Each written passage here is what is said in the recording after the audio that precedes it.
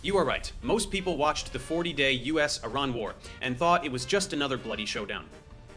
They missed the real story. While America and Iran beat each other bloody, someone else was quietly cashing in. Nuclear headlines were just smoke. The real winners never fired a shot. Right now, the ceasefire is holding on paper. Both sides are claiming victory. Everybody is popping champagne in the rubble. But let me tell you what actually happened. This war was the perfect setup for third parties to make billions, while the two main players bled resources and credibility. And the operators who understand this game are already positioning for the next round. Let us cut through the noise the way real insiders do. The public story was all about stopping a nuclear bomb. That is the marketing version. The real game was about energy prices and proxy networks.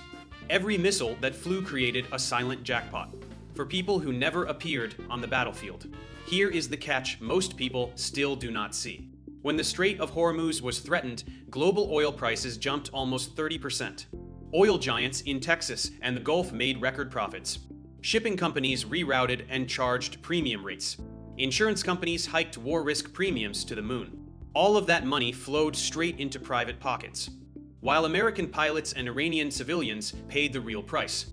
But the biggest silent winners were not even American or Iranian. China quietly bought discounted Iranian oil at fire sale prices.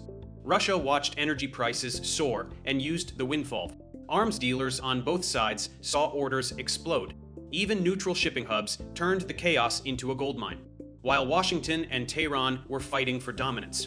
These third parties were fighting for market share, and they won. Let me give you the operator's view. In any modern conflict, there are three layers of winners. The ones who fight, the ones who supply the fight, and the ones who profit from the disruption. America and Iran were the fighters. They spent blood, treasure, and political capital. The suppliers and profiteers stayed in the shadows and walked away richer. Think about the numbers. Global strategic oil reserves were forced to release 400 million barrels. That single move alone transferred billions. Every time a tanker avoided the Strait of Hormuz, a shipping company made an extra $200,000. Every time a missile battery was depleted, a factory got a new order. The war machine kept turning. The cash register kept ringing. This is why the war was impossible for either main player to truly win. Because the longer the conflict lasted, the more money flowed to the third parties. The US demonstrated air supremacy, but could not stop the economic bleed. Iran demonstrated resilience, but could not stop its own infrastructure from burning. Meanwhile, China locked in cheap oil contracts.